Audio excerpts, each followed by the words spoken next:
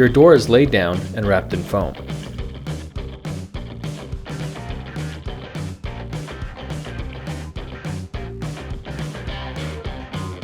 The needed hardware and touch-up paint for your door are gathered and placed in its own box and shrink-wrapped. Trim, shelving, and other pieces are wrapped in foam and then shrink-wrapped.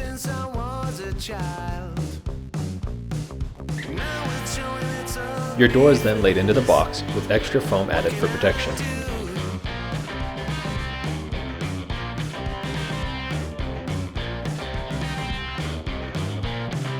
Music creeps into my dreams, wakes me into sweaty sheets.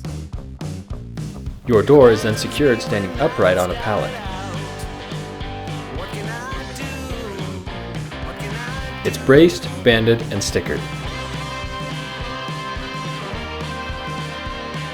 Be sure to check the tip and tail on your door.